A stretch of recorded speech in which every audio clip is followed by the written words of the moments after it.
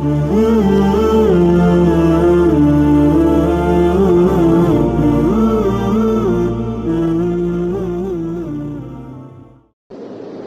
محترم اور معزز مسلمان بھائیوں، میں اور آپ ہم سب اس وقت ایک امتحان گاہ میں بیٹھے ہیں۔ میں اور آپ ہم سب امتحانی حال میں ہیں۔ ہم سب کا امتحان ہو رہا ہے۔ اللہ جل جلالہ نے مجھے اور آپ کو جو دنیا کے پیٹ میں رکھا ہے، ہم دنیا میں رہ رہے ہیں، زندگی گزار رہے ہیں، یہ سانسیں جی رہے ہیں، یہ اللہ جل جلالہ نے مجھے اور آپ کو ایک امتحان گاہ میں بھیجا ہے، اور ہم اپنے پرچے کو، اپنے پیپر کو اس امتحان گاہ میں اپنے اعمال سے بھر رہے ہیں۔ اس پرچے کو، اعمال نامے کے اس پیپر کو بھرنے کے لیے پروردگار نے ہم میں سے ہر ایک شخص کے ساتھ دو معزز لکھاری بٹھائے ہیں، کرامن کاتبین، کرامن کاتبین، دو معزز لکھاری جو ہمارے عمل کی لکھ کر ترجمانی کرتے ہیں، ہمارے اعمال نامے کو پر کرتے ہیں۔ یہ دو لکھاری اللہ نے ہر انسان کے ساتھ، مجھ آپ سمیت ہر انسان کے ساتھ متعین کیے ہیں، جو اس امتحان گاہ میں ہمارے پرچے کو لکھ رہے ہیں، ہمارے پرچہ بھر رہے ہیں۔ دنیا کے عام جو امتحان ہیں ان میں تو رسمی طریقہ یہ ہے کہ پہلے سے بتا دیا جاتا ہے کہ اس امتحان کا دورانیہ 2.5 گھنٹے ہے، اور اس امتحان کا دورانیہ 60 منٹ ہے، 30 منٹ کا امتحان ہے۔ لیکن جو میں اور آپ اس دنیا کے امتحان گاہ میں بیٹھے ہوئے اپنا پرچہ حل کر رہے ہیں، اس امتحان کی ایک خصوصیت جو دنیا کے عام امتحانات سے مختلف ہے، وہ یہ ہے کہ اس میں ہمیں امتحان کا دورانیہ پتہ نہیں ہے، کس کا امتحان کتنے دورانیہ کا ہے یہ کسی کے علم میں نہیں ہے۔ کسی کا امتحان 40 سال کا ہے، کسی کا 50 سال کا ہے، کسی کا 25 سال کا ہے، کسی کا 100 سال کا امتحان ہے۔ دورانیہ معلوم نہیں ہے، اور دورانیہ چھپا کر رکھا گیا ہے۔ کسی وقت بھی یہ پرچہ لے لیا جائے گا، کسی وقت بھی اعمال نامے کا یہ جو کھلا ہوا دفتر ہے یہ بند کر دیا جائے گا، بس اب نہیں لکھا جا سکتا اس میں کچھ۔ موت کے آخری جو مراحل، موت کے آنے سے پہلے آخری جو مراحل ہیں، جن کو غرغرہ کا مرحلہ یا سکرات کا مرحلہ کہا جاتا ہے، اس موقع پر اعمال نامہ بند ہو جاتا ہے، ختم، امتحان کا دورانیہ ختم ہو گیا۔ جتنا تم نے لکھنا تھا، اچھا لکھنا تھا، وہ بھی ہو گیا، جو برا لکھا ہے وہ بھی ہو گیا۔ اب تو اس اعمال نامے کو پروردگار کے ہاں کھول کر حساب کتاب ہوگا۔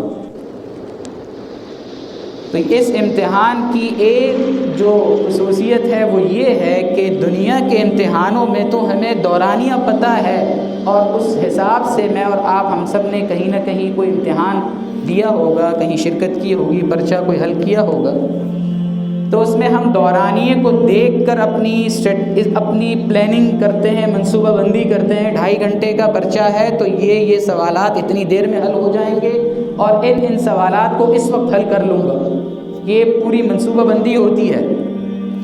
یہاں کوئی دورانیے کا پتہ نہیں ہے، ہر وقت ہر لمحہ امتحان ہو رہا ہے، امتحان گاہ میں ہوں، اور ہر لمحہ اس اعمال نامے کے پرچے کو بھر رہا ہوں۔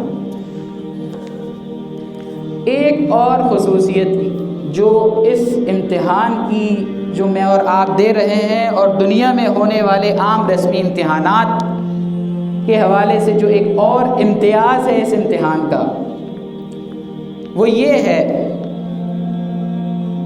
کہ امتحانی پرچہ جب آتا ہے تو کچھ سوالات کے جوابات ہمیں معلوم نہیں ہوتے، اور کچھ سوالات کے جوابات اچھی طرح یاد نہیں ہوتے، یاد ہوتے ہیں اچھی طرح یاد نہیں ہوتے، اور کچھ سوالات کے جوابات بہت اچھے یاد ہوتے ہیں۔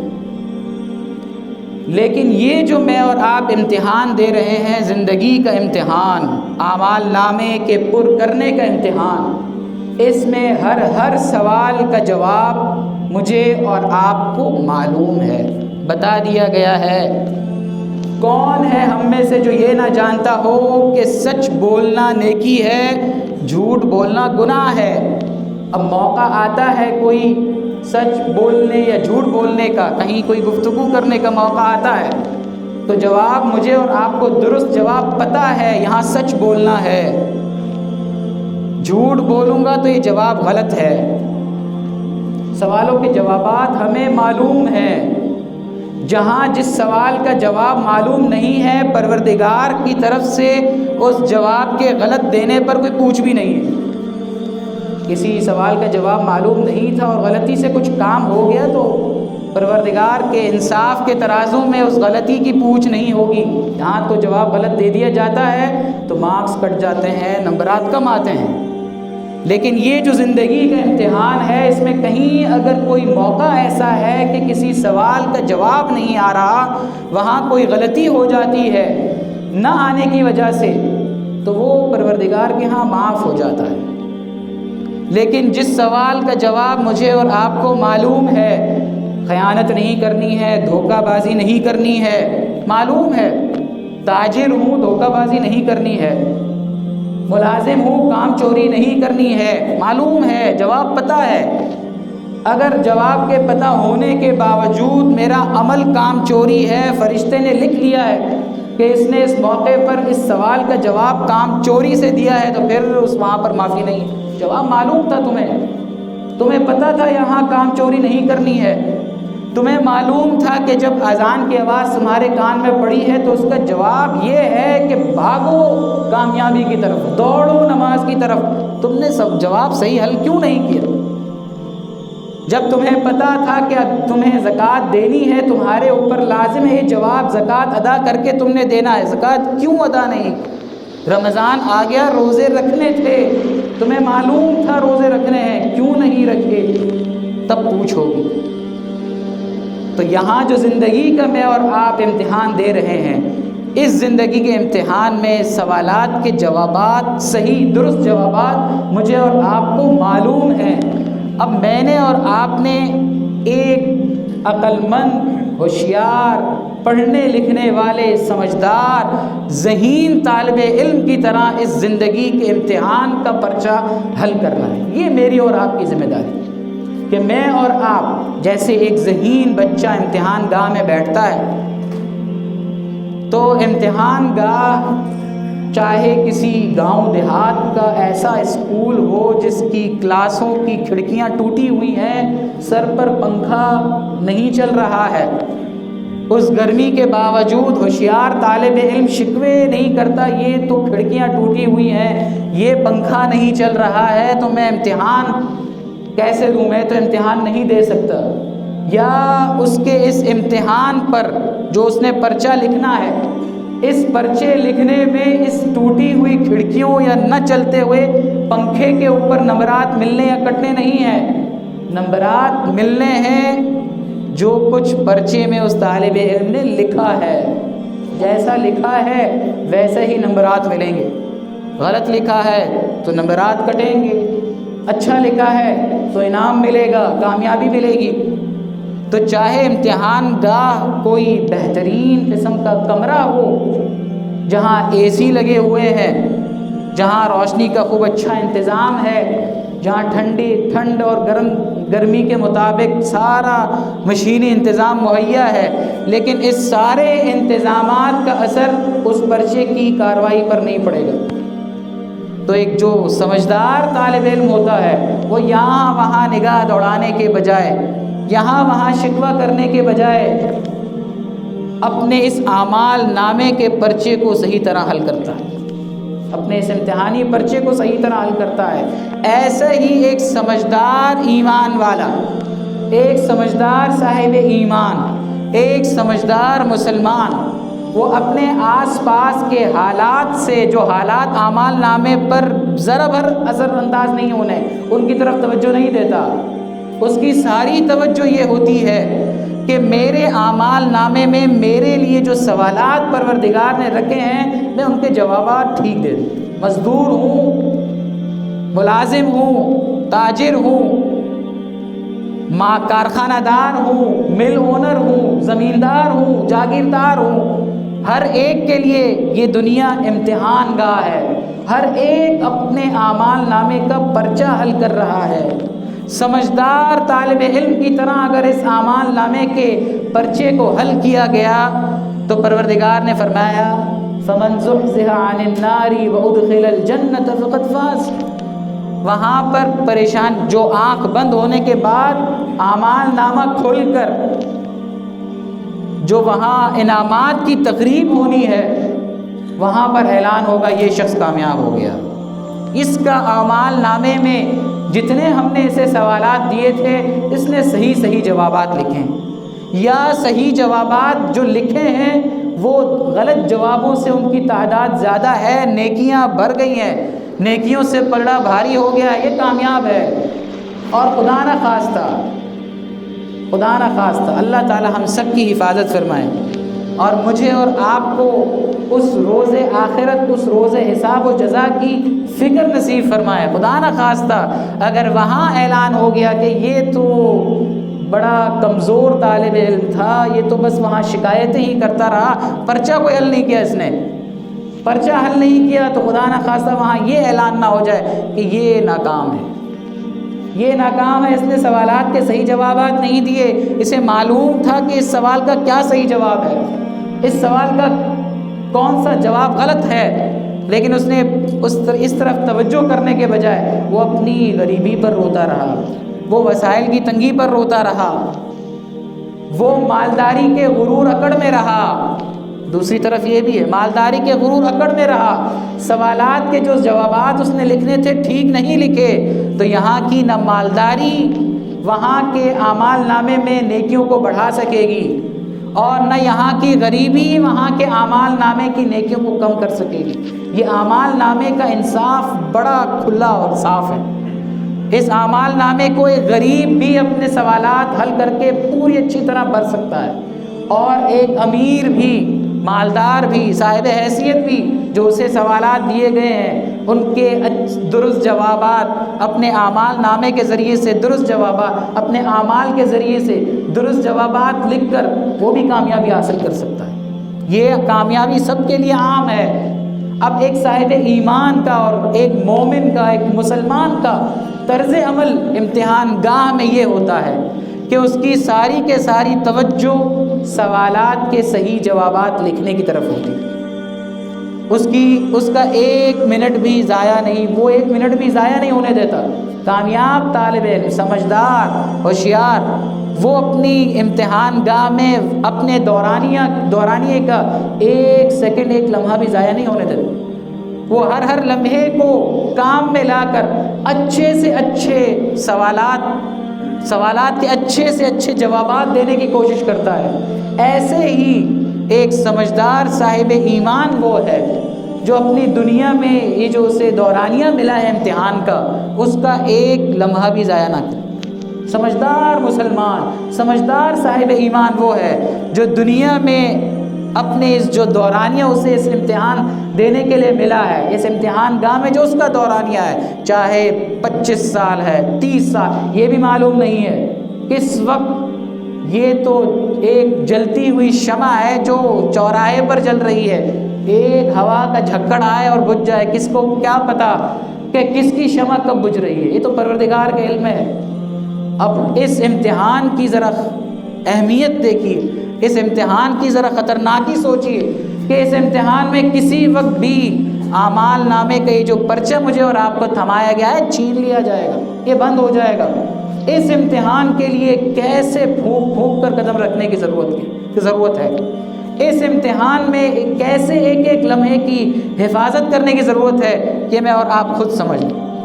اس حفاظت کے لیے پروردگار نے جو میں نے آیت آپ کے سامنے تلاوت کی ہے، صاحب ایمان لوگ جنہیں پروردگار نے فرمایا کہ یہ کامیاب ہے، سورہ مومنون میں ابتدائی آیات میں قد افلح المؤمنون، اہل ایمان کامیاب ہو گئے، وہاں 11 آیات میں اللہ تعالیٰ نے اہل ایمان کی 7 خوبیاں بتائی ہیں کہ وہ یہ 7 خوبیاں رکھتے ہیں، اس کی وجہ سے وہ لوگ فلاح کامل کو پہنچ گئے، فلاح پا گئے۔ فلاح کا مطلب ہوتا ہے ہر تنگی دور، ہر مراد پوری۔ فلاح کا مطلب ہے ہر تکلیف دور اور ہر مراد پوری۔ جو یہ فلاح کامل ملنی ہے آخرت میں، یہ فلاح کامل جو کہ ہر تنگی تکلیف دور ہو جائے اور ہر مراد پوری ہو جائے، یہ ملنی ہے آنکھ بند ہونے کے بعد۔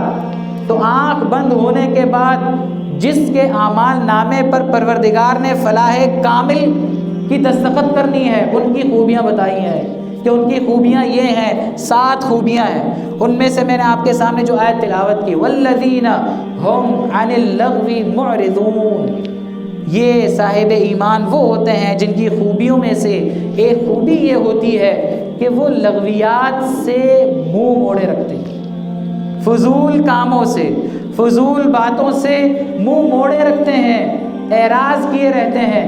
ان کے زندگی کے لمحات، ان کے اس امتحان گاہ میں گزرنے والا دورانیہ فضول لایانی کاموں کے بجائے ایسے کاموں میں صرف ہوتا ہے جو کام پروردگار کے ہاں انہیں فلاح کامل کا مستحق بنائے۔ ان کا وقت، ان کا دورانیہ لغویات میں نہیں خرچ ہوتا، فضول کاموں میں، فضول باتوں میں خرچ نہیں ہوتا، وہ ان لغویات کے کاموں سے اعراض کرتے ہیں۔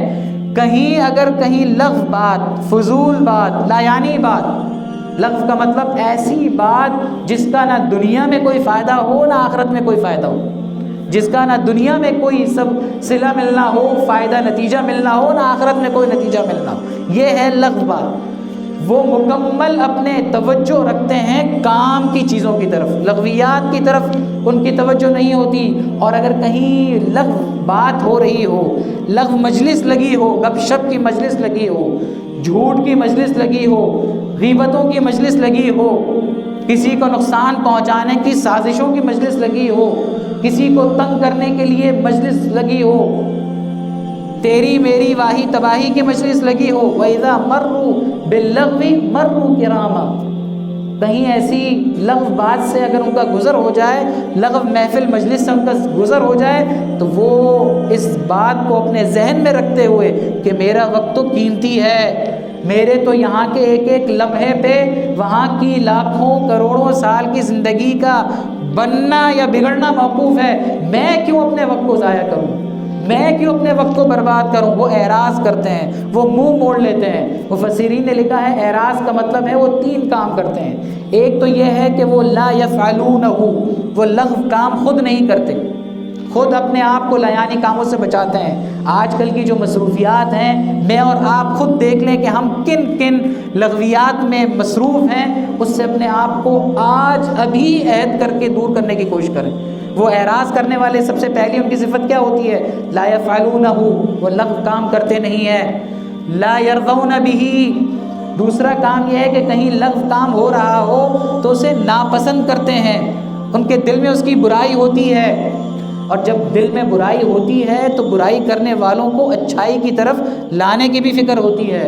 جب دل میں برائی ہی نہ ہو کسی عمل کی تو جو برائی میں مبتلا ہو ان کو بچانے کی فکر بھی نہیں ہوتی۔ دوسرا کام وہ کرتے ہیں کہ انہیں لغو باتوں سے ناپسندیدگی ہوتی ہے، وہ ناپسند کرتے ہیں۔ اور تیسرا کام کیا کرتے ہیں؟ لا یخالطون من یأتیہ، جو لغو کاموں میں مصروف ہوتے ہیں ان سے کنارہ کش رہتے ہیں، ان کی مجلسوں سے دور رہتے ہیں، ان میں گھل مل کر ابھی ساتھ رہ لیتا ہوں، ٹھیک ہے دوستی یاری ہے، گپ شپ کر لیتا ہوں، ایسا نہیں کرتے۔ وہ اپنے آپ کو ایسی مجلسوں سے، ایسی محفلوں سے دور رکھتے ہیں۔ میری اور آپ کی ذمہ داری یہ ہے، میں اور آپ سب سے پہلے اپنی ذات کی حد تک اس امتحان کے منظر کو ذرا سوچیں کہ میں اور آپ اس وقت ایک امتحان گاہ میں ہیں۔ ہر لمحہ، ہر سیکنڈ، ہر منٹ یا تو ہماری آخرت کی زندگی کو سنوار رہا ہے یا بگاڑ رہا ہے۔ میرے ہاتھ میں ہے کہ میں اپنی آخرت کی زندگی کو سنوارتا ہوں یا بگاڑتا ہوں، اپنے آپ کو ان لغویات سے بچاتا ہوں یا بگاڑ رہا ہوں، یا ان لغویات میں لگ کر اپنے اعمال نامے کو تباہ اور خراب کر رہا ہوں۔ اللہ تعالیٰ کہنے اور سننے سے زیادہ مجھے اور آپ کو عمل کرنے والا بنا دے۔ اور جن لغویات میں اور آپ مصروف ہیں، 2 منٹ واٹس ایپ استعمال کر لیتا ہوں اور پھر اس میں گھنٹوں گزر جاتے ہیں، 10 منٹ یہ فیس بک دیکھ لیتا ہوں، اس میں گھنٹوں ہم برباد کر رہے ہیں۔ دوستوں یاروں چلو آؤ ذرا وقت گزار لیتے ہیں۔ مومن کا وقت گزارنے کے لیے، مومن ٹائم پاس کرنے کے لیے ایسا نہیں ہے بھائی۔ مومن ٹائم پاس نہیں کرتا، مومن اپنے ایک ایک لمحے کو انویسٹ کرتا ہے، وہ اپنے ایک ایک لمحے کی سرمایہ کاری کرتا ہے، وہ ایک ایک لمحے کو آخرت کی زندگی کا نفع کمانے کے لیے استعمال کرتا ہے۔ مومن ٹائم پاس نہیں کرتا۔ صاحب ایمان کا وقت فارغ نہیں ہوتا۔ 2 نعمتیں آپ صلی اللہ علیہ وسلم نے فرمایا بڑی قیمتی ہیں، جن کے بارے میں لوگ بڑے سستی برت رہے ہیں، الصحۃ والفراغ۔ ایک تو تندرستی ہے جس کی قدر نہیں ہوتی، جب جاتی ہے تب قدر ہوتی ہے کہ کاش تندرستی میں یہ کام کر لیتا، وہ کام کر لیتا۔ اور دوسری نعمت الفراغ، جب فراغت ہوتی ہے اس فراغت کو کام میں لا کر کیا کیا ہم اچھے کام کر سکتے ہیں، ہم اس فراغت کو ضائع کرتے ہیں، اور ضائع کرنے کے بعد جب فراغت مشغولیت میں تبدیل ہو جاتی ہے تو پھر ہاتھ ملتے رہتے ہیں۔ اللہ تعالیٰ لغو کاموں سے، لغو باتوں سے، لغویات سے، فضول کاموں سے مجھے اور آپ کو، ہم سب کو بچنے والا بنا دے۔ وآخر دعوانا